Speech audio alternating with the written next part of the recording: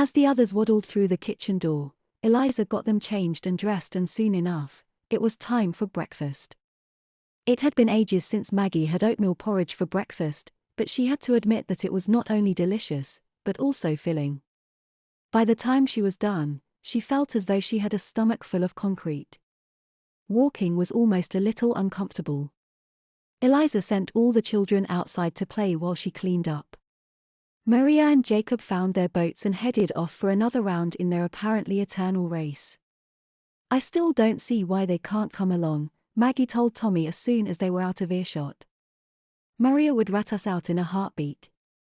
We wouldn't be able to trust her." "Yeah, she's a big, old, meanie Judyhead," Charlotte chimed in. "And Jacob? He seems like a nice enough guy." Tommy nodded. "He is. But you didn't see him when he came here. As bad as this place is, I think he had it worse back home." "Are you sure?" Maggie still felt bad for leaving the two behind. "As sure as I can be." Maggie sighed. "Okay then. So it's just the three of us," she said, and started up the hill she had come down only the day before. Once they reached the trees, Charlotte pulled out her map and started walking off to the left. Maggie had to stop her and point out that she was holding the map wrong every couple of minutes. As the walk deeper into the forest, twigs and branches began to get caught in their clothes and the ground changed. It was no longer the smooth dirt that was easy on their bare feet. All of a sudden, pebbles and unprickly, dry grass appeared. "I think we're on the right track," Tommy said. "It's almost as if the forest doesn't want us to walk this way." Maggie agreed. Charlotte sat down on a big root. "I don't want to do this anymore.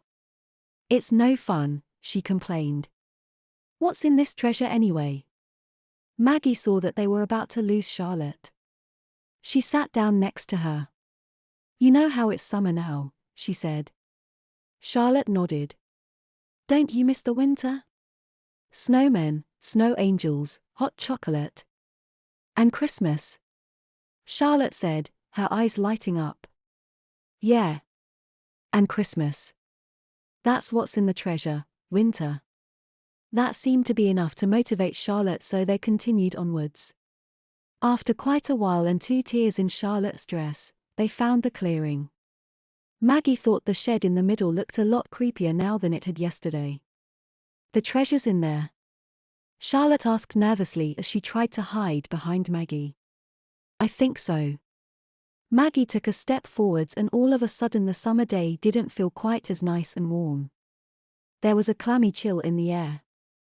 "I'm scared," Charlotte complained. "I don't like this place. I want Mr. Bear." "You can hold my hand, Charlotte," Maggie said and held out her hand.